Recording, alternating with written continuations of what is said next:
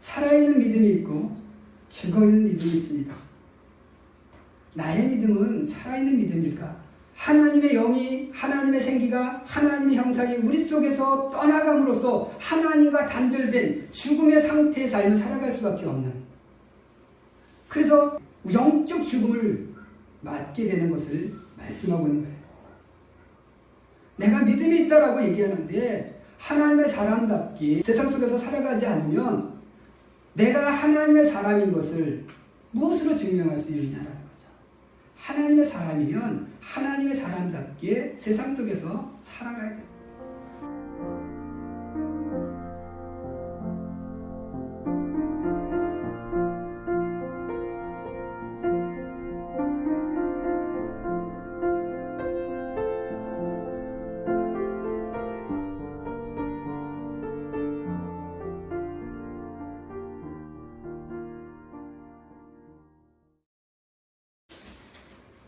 오늘 마태복음 17장 14절에서 20절까지 말씀을 보면 어떤 아버지가 간질로 인해 고생하는 아들을 예수님의 제자들에게 들고 왔습니다. 그러나 그 예수님의 제자들이 그 아들을 고치지 못했던 것을 보게 되죠. 왜 이 아버지는 이 아들을 예수님의 제자들에게 들고 왔을까? 먼저 예수님에게 들고 나오지 않고 예수님의 제자들에게 들고 나왔을까라는 거죠. 아마도 예수님의 제자들은 예수님의 능력 행하심을 보면서 예수님이 이렇게 행하시니까 우리도 할 수 있을 거야, 그런 생각을 가지고 있었을 거예요. 그런데 그 생각만큼 자신들 속에서는 능력이 나타나지 않았던 것이죠. 그래서 그 간질로 인해 고통당하는 그 아들을 고칠 수 없었고, 그래서 결국 예수님에게 이 패역한 세대여 내가 너희를 얼마나 더 참아야 하느냐라고 책망하시면서 오늘 너희에게 이 한 겨자씨만큼의 믿음만 있었으면 이 산을 명하여 저리로 옮기라 하였으면 옮겨질 것이고 또 너희가 못할 것이 없었을 것이다 라고 이렇게 말씀하고 있는 것을 보게 됩니다. 오늘 예수님의 제자들의 믿음은 어떤 믿음이었습니까? 오늘 나의 믿음은 어떤 믿음이었을까? 어떤 믿음일까? 라는 것이죠. 살아있는 믿음이 있고 죽어있는 믿음이 있습니다. 나의 믿음은 살아있는 믿음일까? 오늘 한 겨자씨만한 믿음, 오늘 예수님께서 이렇게 얘기합니다. 병을 고치지 못한 예수님의 제자들이 왜 우리는 못 고쳤습니까? 라고 할 때 예수님께서 뭐라고 말씀하십니까? 너희가 믿음이 적은 영혼이라 라고 얘기해요. 그런데 오늘 예수님께서 비유로 드시는 말씀은 어떤 겁니까?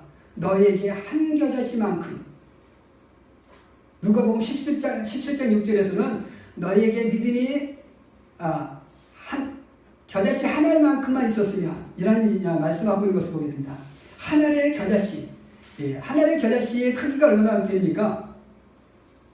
아주 작아요. 한 0.2mm 정도 된다고 합니다. 그냥 우리가 이렇게 손가락에 올려놓고 숨만 쉬어도 날아가 버릴 아주 작은 거예요.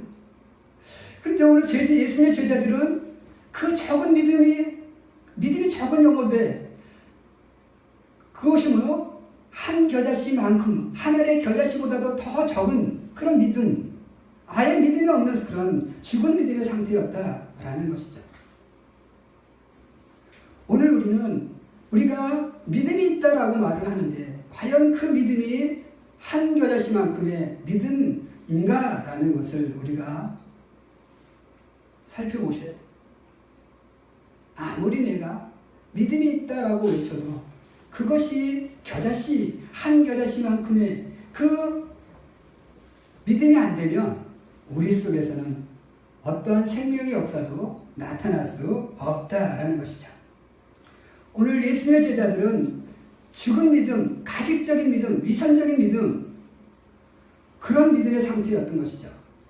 그런 믿음이었기에 오늘 예수님께서 그 믿음을 책망하시면서 한 겨자씨만큼의 믿음을 가질 것을 우리들에게 요구하고 계신 것을 보게 됩니다. 그러면 겨자씨의 믿음은 어떤 믿음인가? 라는 거죠. 하늘의 겨자씨, 그 믿음은 어떤 믿음이기에 예수님께서 그 믿음, 그 정도의 믿음은 가져야 될 것이 아니냐라고 말씀하시는지 그 의미를 우리가 함께 상고해 보면서 은혜 나누기를 원합니다. 첫 번째로 한 겨자씨의 믿음은 생명력이 있는 믿음이어야 된다라는 겁니다. 생명력이 있는 믿음이 한 겨자씨만큼의 믿음이다라는 거죠. 겨자씨가 비록 작습니다. 그런데 씨에는 뭐가 있습니까? 자, 어떻게 보면 몸을 이루고 있는 알갱이가 있고요. 그리고 그 알갱이의 또 작은 부분은 그 한 부분에 뭐가 있습니까? 씨눈이라는 것이 있어요.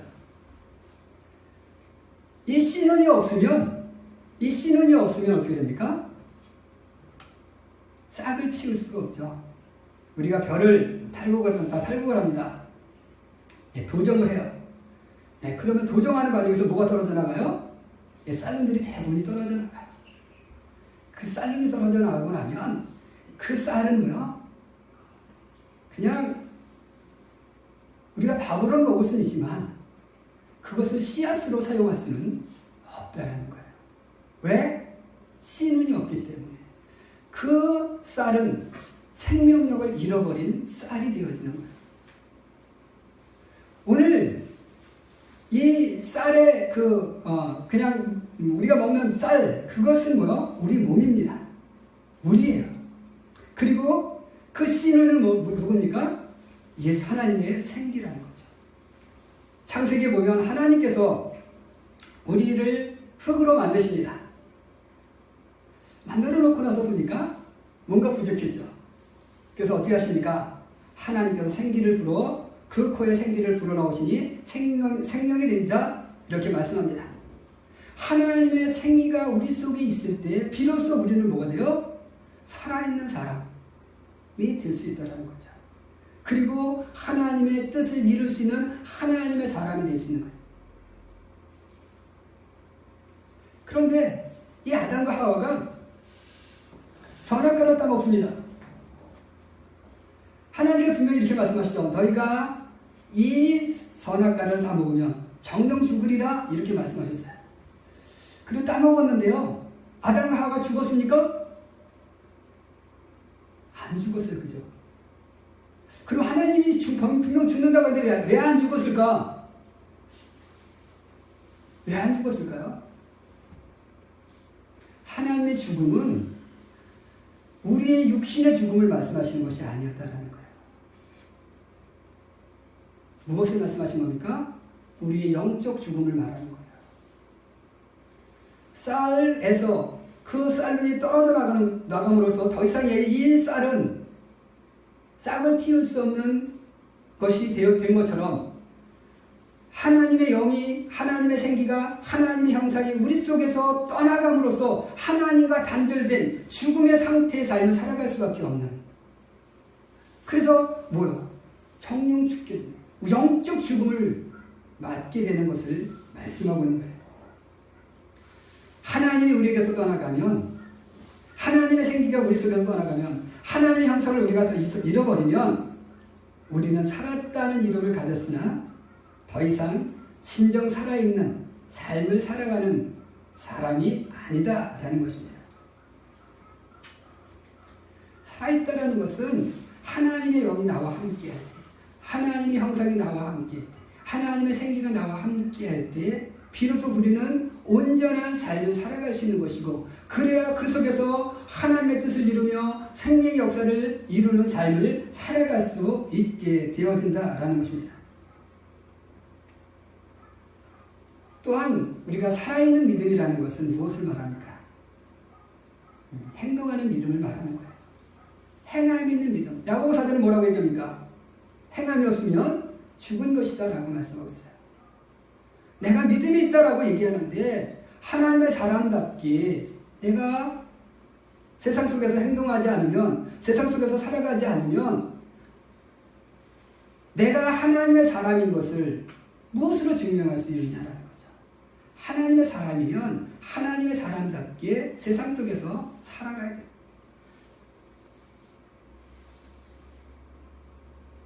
한국의 기독교가 왜 욕을 먹습니까? 교회가 왜 욕을 먹죠? 하나님의 사람답게 살아가지 못하는 것 때문에 세상 속에 신뢰를 잃었기 때문이다라는 거예요. 오늘 우리는 하나님의 사람으로서 하나님의 사람답게 살아가는 행동을 보여줌으로써 세상 속에 신뢰를 회복하는 그런 성도가 돼요. 믿음으로 행한다는 것은 무엇으로 증명되어집니까? 하나님 말씀의 순종함을 통해서 우리가 또한 우리의 믿음이 있음을 증명할 수 있어요. 내가 하나님 말씀에 순종하지 않으면 나의 행함은 아무런 의미가 없는 거예요. 내가 선하게 살아가는 것, 내가 남을 도와주는 것, 이것이 그냥 도덕적인 범주 안에서 남을 돕고 내가 선을 행하는 거라면 의미가 없다라는 거죠. 하나님의 말씀에 순종함을 통해서 하나님이 행하셨기에 내가 선을 행하고 내가 남을 구제하고 그런데 그것이 진정한 의미가 있는 거예요. 그래서 오늘 우리 사랑하는 성도 여러분, 우리 속에 정말로 하나님의 잃어버린 하나님의 형상을 회복하고 그래서 정말로 내게 생명력 있는 믿음을 가지고 그 생명력이 있는 믿음을 가지고 행동하고 그래서 정말로 세상 속에 신뢰를 회복하며 살아가는 우리 귀한 성도들이 되어지게 되시기를 주님의 이름으로 간절히 축원해 드립니다. 아멘. 두 번째로 한 결심만한 믿음이라는 것은 어떤 믿음인가? 변화의 가능성이 있어야 한다라는 겁니다. 변화의 가능성 있는 믿음, 이것이 바로 뭡니까? 한 겨자씨의 믿음이다라는 것. 자, 한 겨자씨 하나. 자, 얘가 처음에는 아주 작습니다. 그런데 얘가 어떻게 변화됩니까? 겨자 식물, 때로는 겨자나무라고 하는데 사실 겨자나무라고 하기에는 좀 그래요. 우리가 겨자는 1년생 초본 식물입니다. 우리 쉽게 생각하면 유채, 제주도에 유채가 많이 피는데요. 그런 유채꽃과 같은 그런 이제 1년생 식물이에요. 그런데 이것이 이제 중동 지역에 살다 보니까 이제 키가 한 2m에서 3m까지 이렇게 자라게 되고, 또 겨자씨를 우리가 심는 것은 겨자 하나 심는 게 아니라 아주 밭으로 심죠. 그래서 한 2, 3m 되는 그 초본 식물이 거대한 밭을 이루면서 자라다 보니까 큰 숲같이 만들어지는 경향들이 있다는 거죠. 이렇게 겨자는 아주 작은 시지만 2에서 3m로 자랄 수 있는 나무로 이렇게 식물로 이렇게 변화되는 거예요. 그러니까 이렇게 변화의 가능성이 있어야 되는 거죠. 그러니까 변하지 않으면 그것은 의미가 없어요. 우리 애벌레들이 있습니다. 애벌레들. 호랑나비 애벌레. 호랑나비 애벌레 보신 적 있나요? 호랑나비, 우리가 나비를 볼 때 정말 이쁘잖아요. 그죠? 그런데 이 호랑나비 애벌레를 보면요, 굉장히 징그럽습니다. 그런데 얘가 애벌레일 때는 굉장히 징그럽거든요. 그런데 그 애벌레가 이제 고치를 짓고 이제 변화됩니다. 그렇게 되면 어떻게 돼요? 아싸 호랑나비죠. 정말 이쁜 호랑나비로 변화되어지는 거예요. 오늘 우리의 모습이, 지금 한국 기독교의 모습이 정말로 세상 사람들 앞에 욕을 먹습니다. 정말로 더럽다, 징그럽다, 추잡하다, 그렇게 욕을 먹어요. 오늘 우리의 이런 모습이 어떻게 돼야 돼요? 변화돼야 돼요. 예수님께서 세상 사람들 앞에 존경을 받는 것처럼 오늘 우리도 그렇게 변화되는 가능성을 가져야 돼요. 그래야 우리 믿음이 어때요? 살아있는 믿음이 되는 거예요. 변화되지 않으면 우리 믿음은 뭐예요? 죽은 믿음이라는 거죠. 그 죽은 믿음은 예수 앞에 이 패역한 세계라고 책망받는 것처럼 책망받을 수밖에 없는 그런 믿음이 되어지는 겁니다. 변화되기까지는 징그럽고 초라합니다. 그러나 변화되고 나면 어떻습니까? 정말 아름답습니다. 그리고 정말 유익합니다. 겨자는 어떻습니까? 겨자는 향신료로도 쓰여지고 또 이렇게 약재로도 사용되는 것이 겨자라고 합니다. 음식에 정말 향을 낼 수 있는 존재, 그리고 우리 몸에 유익한 존재, 이게 바로 뭐예요? 겨자라는 거죠. 예수님께서 겨자의 이야기를 비유로 들으신 이유 중에 하나도 오늘 우리가 뭐예요? 세상 속에 정말 유익하고 세상 속에 정말 필요한 존재로 변화될 것을 우리들에게 요청하고 있는 것이라는 거죠. 그러므로 오늘 우리의 믿음이 어때야 돼요? 변화의 가능성을 갖고 변화될 수 있어야 돼요.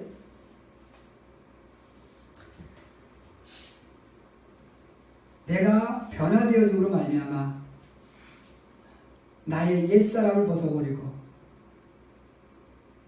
의와 진리와 거룩함으로 지으시받은 새 사람으로 이렇게 거듭나서 정말 세상 속에 유익한 그리고 세상 속에 필요한 그러한 존재로 정말로 쓰임받는, 그래서 정말로 살아있는 믿음의 소유자라고 인정을 받을 수 있는 그런 우리 귀한 성도들이 되어지게 되시기를 주님의 이름으로 간절히 축원해 드립니다. 아멘. 마지막 세 번째로 한 겨자씨만한 믿음은 어떤 믿음일까? 잠재적 능력을 소유하고 있어야 된다라는 겁니다. 좀 전에도 말씀드렸지만 이 겨자는 1년생 초보 식물입니다. 자, 그런데 겨자씨가 얼마나 하다고요? 한 0.2mm. 아주, 그러니까, 우리 눈에 손가락에 놓고 이렇게 올려놔도 아주 그냥, 어찌 보면 티끌 같은, 우리 참깨보다도, 참깨가 얼마나 작습니까? 그러나 그 참깨보다도 더 작은 것이 바로 뭐예요? 이 겨자씨라는 거예요. 그런데 이 작은 씨 안에 어떤 능력이 있습니까? 작은 씨 안에요. 2m에서 3m까지 자랄 수 있는 거대한 능력을 뭐요? 소유하고 있는 것이 이 씨앗입니다. 뿐만 아니라 이 씨앗은요, 가을에 이제 수확을 하고 나면 다음에 씨를 뿌릴 때까지 어때요? 자신을 신선하게 유지하고 있을 수 있는, 자신을 신선하게 보존할 수 있는 능력을 가지고 있는 거예요. 그래야 어때요? 씨앗을 싹을 틔워낼 수 있죠. 자신을 보존하지 못하면, 신선하게 자기를 보존하지 못하면 어떻게 돼요? 싹을 틔울 수가 없어요. 죽어버린 씨앗이 됩니다. 오늘 이 한 겨자씨만한 믿음이라는 것은 바로 그겁니다. 우리 속에 이러한 잠재적 능력을 가지고 있어야 돼요.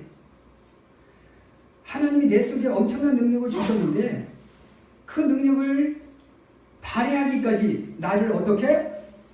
거룩하게 나를 보존할 수 있어요. 내가 거룩하게 보존되어져야 내 속에서 비로소 하나님이 나에게 심겨놓으신 그 능력이 싹을 틔울 수 있는 거예요. 그래야 하나님의 능력이 나타날 수 있는 것이죠.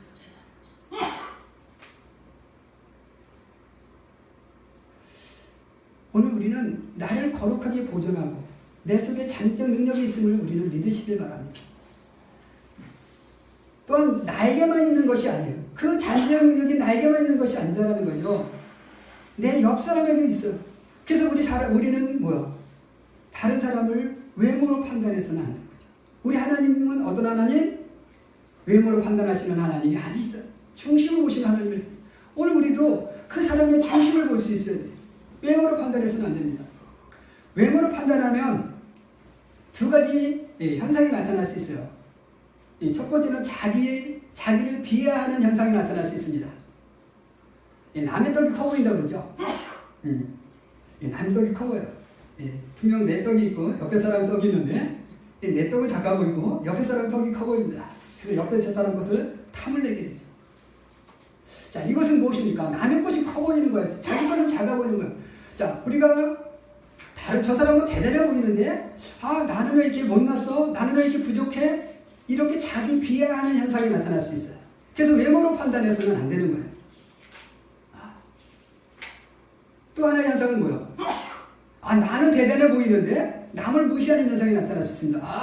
나는 잘났고 저 사람은 못났어. 그래서 어떻게 합니까? 남을 무시하고 남을 핍박하고 그런 현상이 나타나죠. 요즘 TV에 보면 그 아이들이 이렇게 다른 아이들을 이렇게 집단적으로 폭행하는 그런 현상이 나타나는 것을 봅니다. 왜 그렇죠? 나는 힘 있고 너는 힘 없어. 그래서 때리는 그런 범죄를 행하게 되죠. 자, 이렇게 내가 잘났어, 내가 교만해지면 다른 사람을 무시하게 되고, 그래서 나의 존재함을 위해서 다른 사람을 희생시키는 그런 죄가 나타날 수 있는 것. 이것이 외모로 판단하는 그런 현상의 결과이다라는 거예요. 그러니까 외모로 판단하면 결과가 어때요?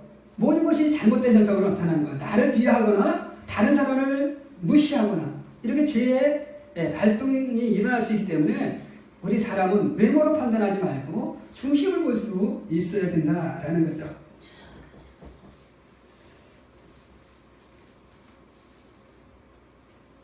오늘 우리는 우리 자신을 우리 속에 그리고 다른 사람 속에 하나님이 잠재적 능력을 허락하여 주셨음을 바라보면서 그 잠재적 능력을 가지고 어떻게 하면 정말로 이것을 하나님의 영광을 위하여 쓸까, 사용할까 늘 고민하며 살아가야 하는 것. 이것이 우리의 모습이어야 한다라는 겁니다.